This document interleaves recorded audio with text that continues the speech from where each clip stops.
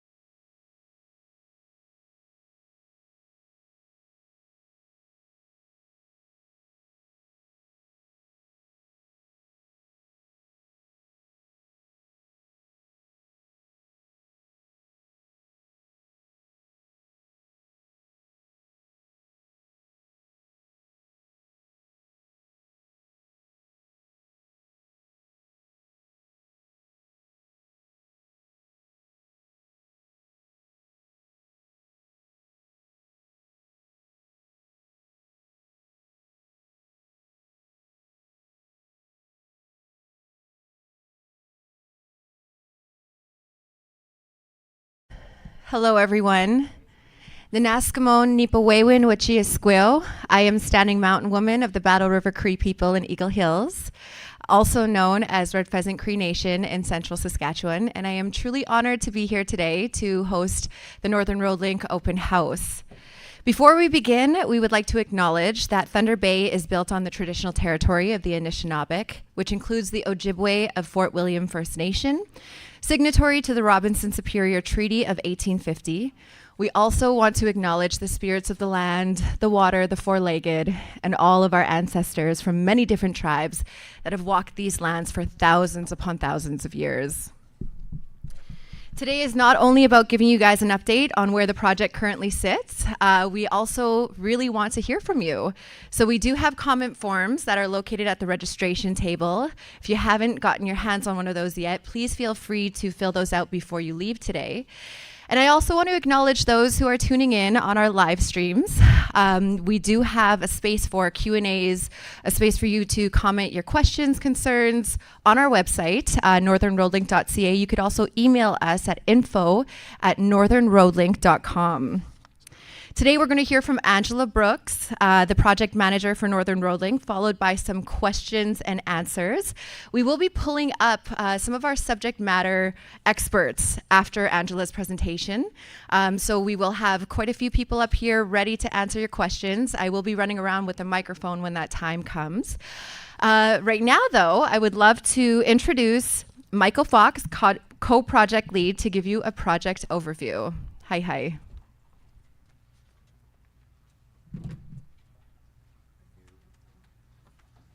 Thank you.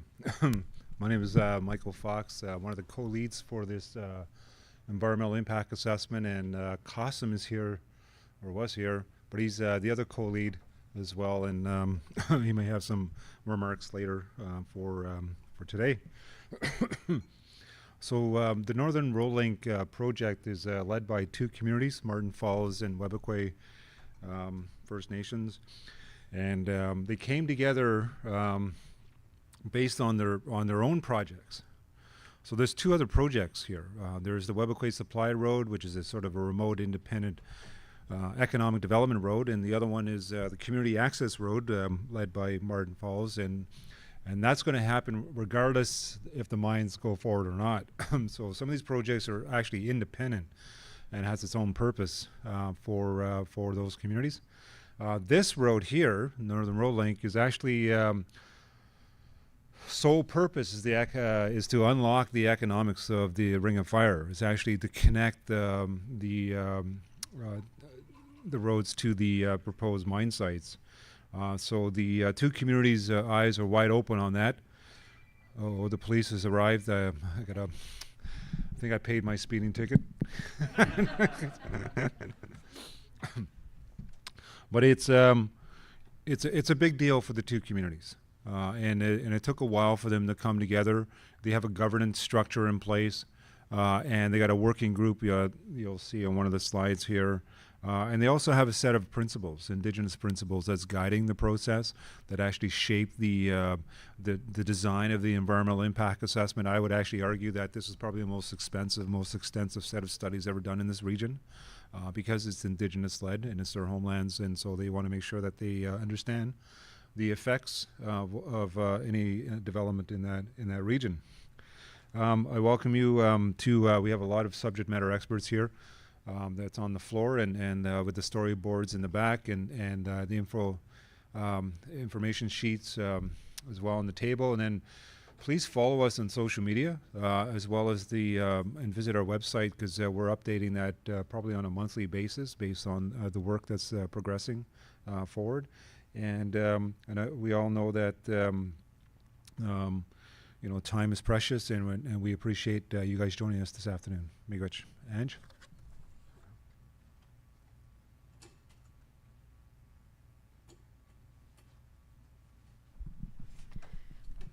Hi there, my name is Ange. I'm the project manager for the Northern Road Link project, and we're just going to talk a little bit about some of the updates that we have that's going on in the project right now. So just to give you, for those of you, you may already know about this project, but I'll just give you a little background about it. It's, as Mike said, it's an all-season road, proposed all-season road in Northern Ontario in Treaty 9 territory. The proponents are Martin Falls First Nation and Webequie First Nation, and as Mike said, the intent is to connect it to the Ring of Fire mineral deposit area, to the all-season highway network, also via the Martin Falls Community Access Road.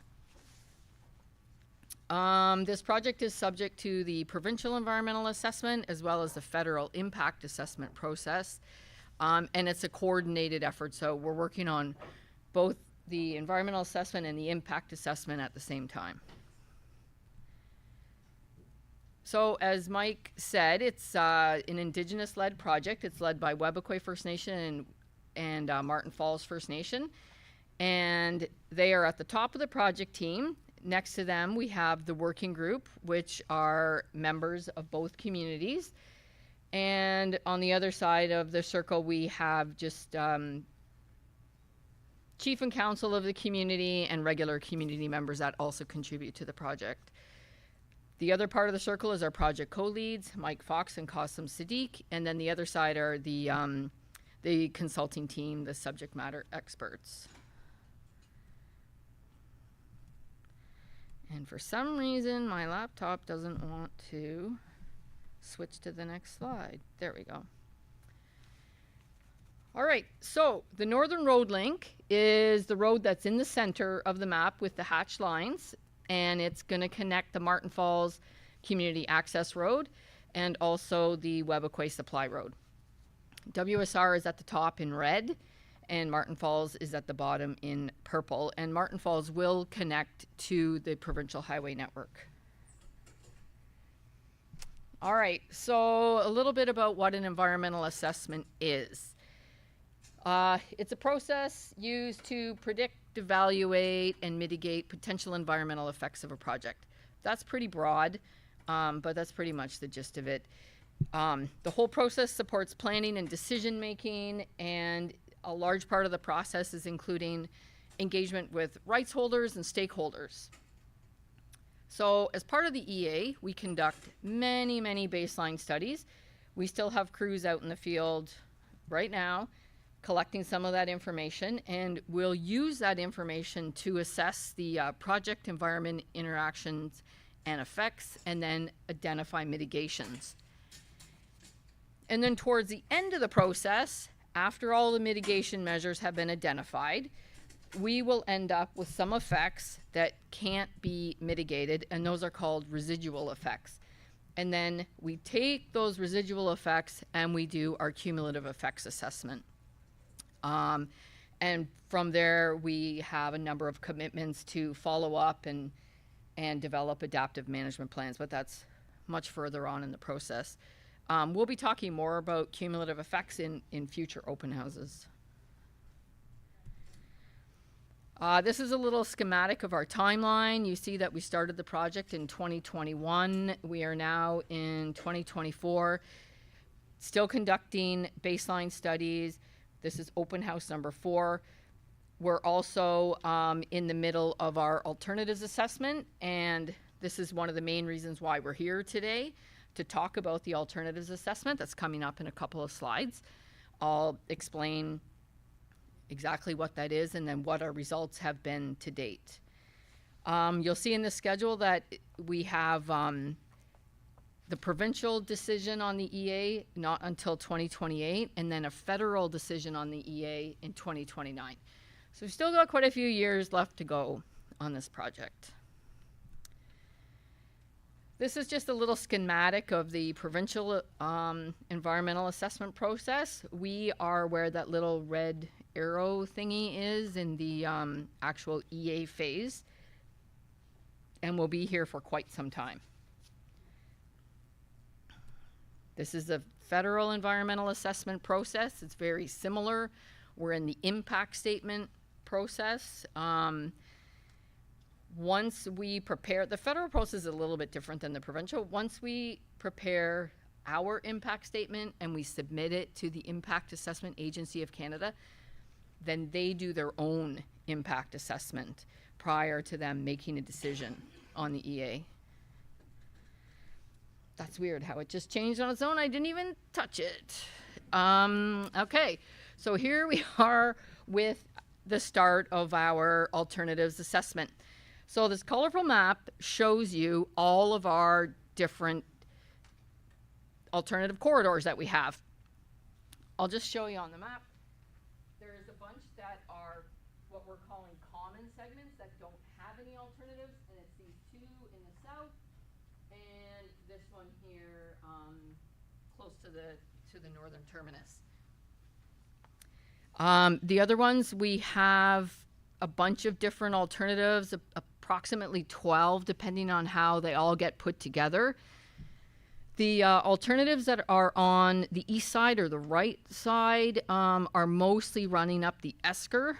That's a geological feature. The alternatives that are on the west side are mostly running along the peatlands. So we have 2 alternative crossings of the Attawapiskat River.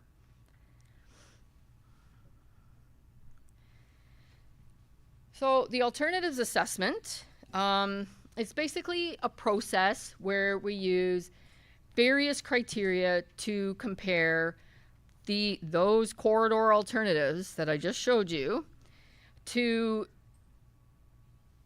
choose a preferred corridor. Once we have a preferred corridor selected, we'll be able to compare further details that will refine the actual right-of-way. Because right now we don't have an actual road right-of-way. We have a 2-kilometer wide corridor, and we're trying to choose a preferred 2-kilometer wide corridor. So what are we going to use what are the factors we're going to consider once we have this corridor to refine where the actual right-of-way would be? Could be a number of things. Could be location of aggregate sources, location of construction camps. Perhaps there's some indigenous values that we need to avoid. It'll be things like that, or this creek is too wide to cross at this location, so we're going to move it slightly west. It'll be that kind of refinement.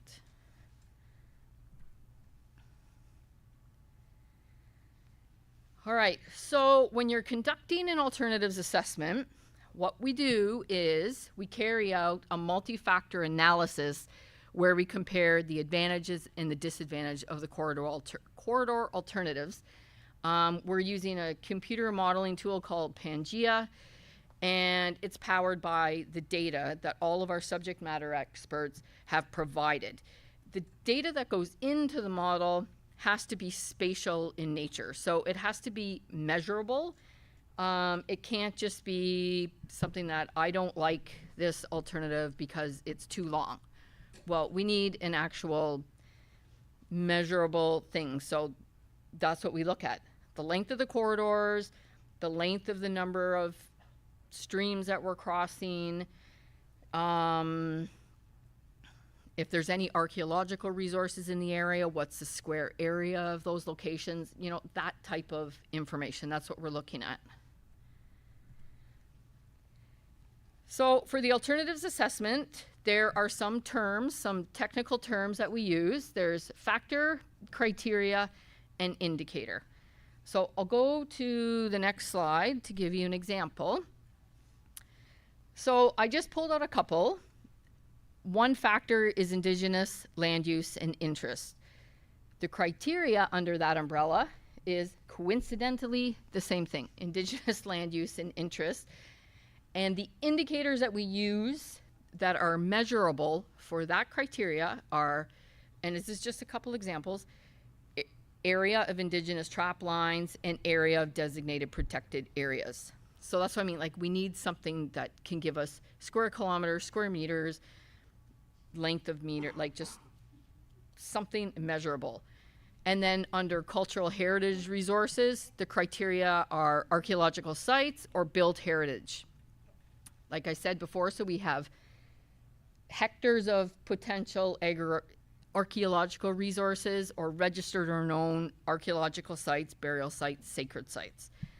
And under the heritage resources, it's a similar kind of thing. hectares of potential built heritage resources.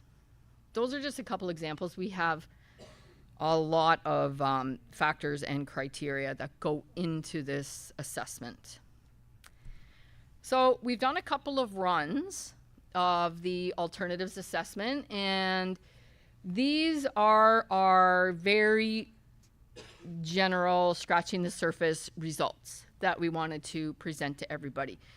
So if you recall back in the original map I showed you, the alternatives that we're looking for are the ones that are listed on that map to the right, like C1, 2, 3, D1, 2, 3, and F1 and 2.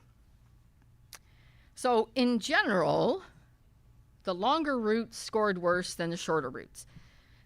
That's pretty academic. That's kind of like an obvious result. That's going to be the result no matter how many runs we do of this model. Option 5 in the center scored worse for all factors. In general, that's because it's traveling on the longest stretch of peatland, and it's also running up partway up the esker, which is also a sensitive feature on the landscape. Lawrence, do you have a question? I just want to mention the example where you're showing is the crossing of the Ottawapiskat River. Yeah. Yes. Yes. All of these are crossings, so all of these have crossings. Every single one of them, except for here.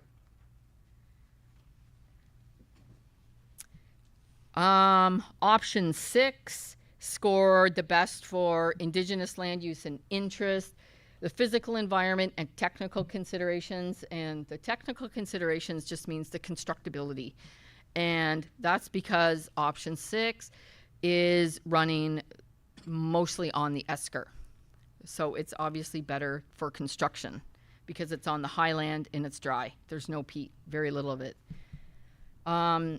Option 3 scored best for the natural environment. I said this yesterday, it still kind of blows me away because it's all on peatland, which is a sensitive area, but it just goes to show how sensitive the esker is. The habitat on that esker is also extremely sensitive.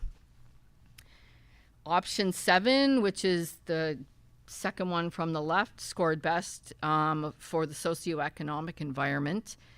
I also wanted to point out option 1 and 2 over there on the left. Some people ask, why do we have those two little blips at the top? And that's because there's a bald eagle nest right in the center, so we have to avoid that. So that's why there's two options up there like that. What do you mean by socioeconomic? Like what factors? Yeah. That's a very good question. I don't know why. Socioeconomic. That would be the well-being of the community, the financial aspects of the community. Michelle, do you know more about socioeconomic? Can we answer that question after the fact? Okay, great. So these are the results of our first run of the model. We're putting more and more detailed data into the model, and we'll have further results that we'll be able to share later this fall after we've done another run or two of the model.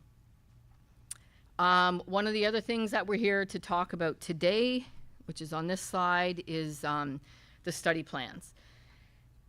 And the study plans are reports, if you will, that are a requirement of the provincial environmental assessment process. What these study plans are is we have to present our proposed methods that we're using for the environmental assessment. And it includes things like how we're going to conduct the baseline data collection, how we're going to analyze the data, how we're going to use proposed predictive modeling to use that data to come up with our results.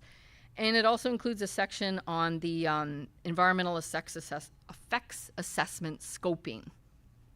We've prepared approximately 16 of these study plans based on our key valued components. And these plans have been submitted to the Ministry of Environment, Conservation and Parks, and the Impact Assessment Agency of Canada for review. We have some of them back with comments, and we're addressing those comments. And once these plans have been finalized, we'll be able to put them up on the website for public viewing. And I'm sure they'll be scintillating reading.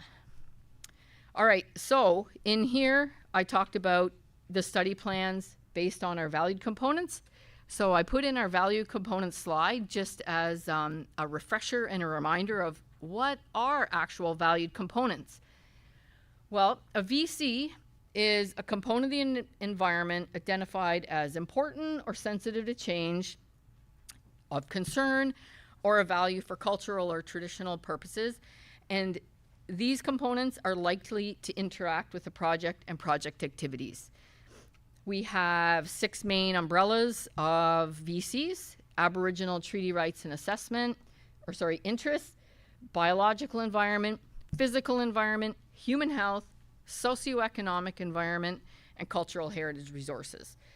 And if we were to count those, 1, 2, 3, 4, 5, 6, 7, 8, 9, almost every one of these has a study plan that's been produced.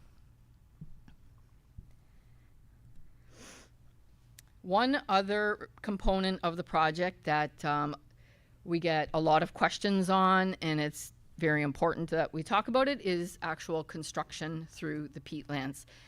And I just want to remind everybody, on the poster boards we have in the back, we have a couple of boards with details about construction, and it actually, if you go back and have a look at the boards, it takes you through step by step of how we plan to construct this road. And the construction of the road is really complex from an engineering and an environmental perspective. And we've worked hard with our, when I say we, because I'm a biologist, we work hard with the engineering team to figure out the best way that we can construct this road with as few impacts as possible. So what we asked of the construction team is to look at other projects so that it will guide us in our construction approach.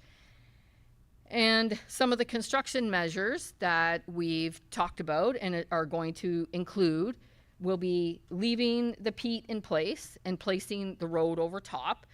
And you may have heard people talk about the floating road, and this is the floating road idea. It's not an idea, it's been done before in Manitoba. It's very successful. And in a nutshell, what they do is they place a geotextile or a geogrid material over top of the peat, and then we lay a layer of blast rock. It's the bigger than riprap, angular rock. And then from there, they put successive layers of smaller and smaller material until you get to your road surface material. The other thing that will be placed over top of once the geogrid is placed down, there'll be a series of cross culverts, and they'll be under the road. You won't see them. And that's to allow the groundwater movement to keep moving, because everybody knows this is one big interconnected wetland, and it's really important that we don't interrupt that groundwater flow. So the cross culverts will help along with the floating road to keep that groundwater moving. And our construction team, as I said, has had success. They built the all-season road on the east side of Lake Winnipeg from Manigatogan up to Barons River.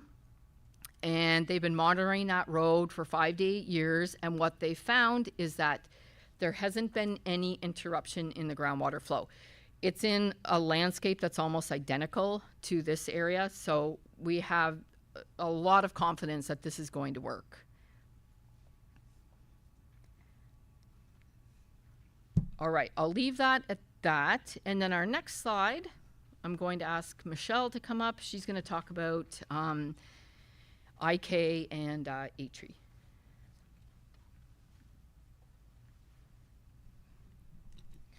Hi everyone. Good afternoon. My name is Michelle Nasir. I'm a consultant with Dylan, and I'm working on this project as one of the leads for the Aboriginal and/or Treaty Rights and Interest Assessment.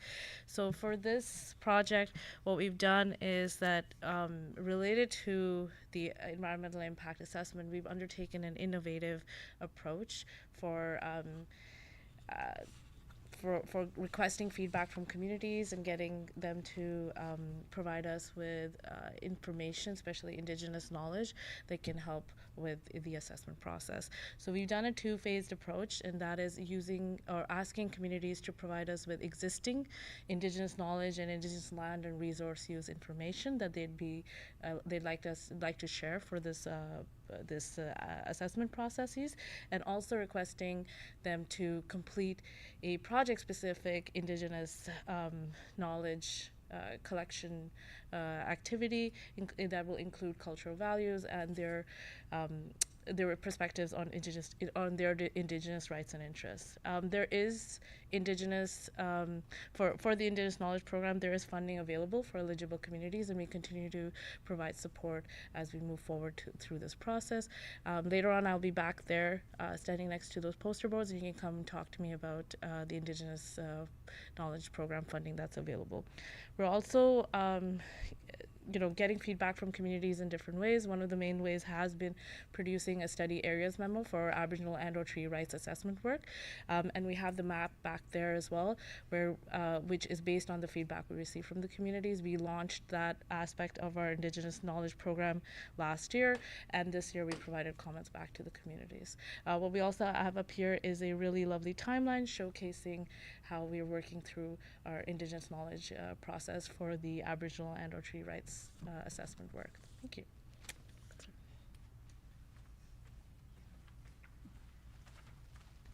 Hi, miigwech, everyone. At this point, I'd like to keep Angela Brooks, project manager for NRL, up here and call upon Michael Fox and Qasim Sadiq, co-project leads for NRL. And we would love to open the floor to any questions that you may have, as well as the live stream. We invite you to write down your questions in the comment section. And we are watching that live feed live, so we will be able to answer those. Any questions in the room? You had a question, right? Yeah, I was just curious what made option 7 for the routing the best socioeconomic option? What factors went into that?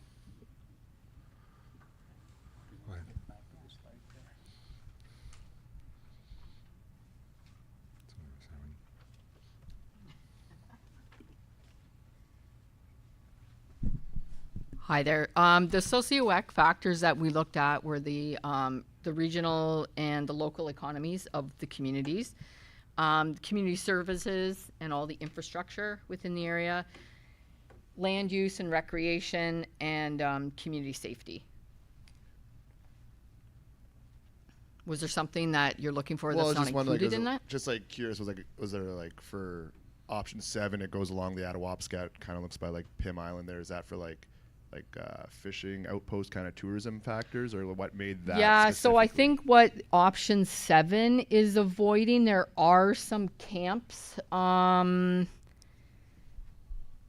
know Martin Falls identified some hunting camps and fishing camps along on the east side crossing of the Attawapskat. So option 7's going on the west side of the river, and then staying on the north side, avoiding those locations. Okay, thank you. Sure. So that's a great question, because you've got insider knowledge on it. So, yeah. But you know, that's just explaining one of those differences between some of these options is important. You know, when it comes to a few valued components, there might be a marked difference between options. In others, there might be a marginal difference. That still means one is slightly more preferred. So what we do in instances like that, and we've done this, so that's why I want to talk about that example, is we take that back to Martin Falls when we sit down with the CBLUP team, we sit down with the community, we look at those crossing options, and we talk about all of those relative differences and confirm if, based on the weightage allocated, there's still good with the option that is emerging at this point. So then that additional feedback comes in, that goes into the process, and that helps you make the final decision eventually. So it's a yes, there's a scientific methodology behind it, but then you don't just look at the results once the numbers come out. You want to validate them. You want to go back to the nation. You want to go back to communities who could be impacted by that as well. And that's the process that we're still continuing. Yeah. Yeah. Welcome. Any other questions? Do we have anything on the live stream?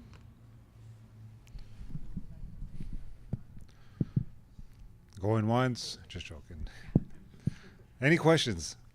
Are we that clear, or are we just that fuzzy, or just that? Who's heard of the Northern Rolling before coming today? Okay, most of you. That's good. Something's working. Yeah. So the teams here, a few in the back. We have one Ontario rep, or actually two in the back there. It's like, and we're going to Geraldton tomorrow, and then Timmins next week, and there'll be ongoing engagement as well for the 20 other communities that are involved in this environmental impact assessment. So Costa and I are very reachable.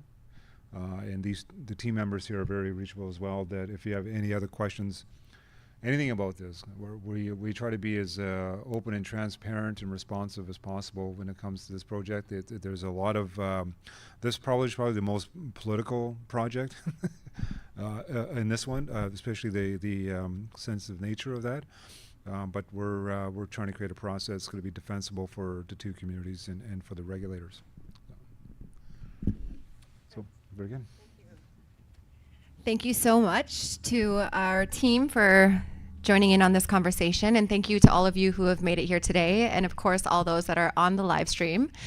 For those that are in the room, we will be sticking around for a little bit, so please feel free to come and approach us. We're quite approachable, as Michael said, and we'd love to chit chat. So hi miigwech, thank you for being here.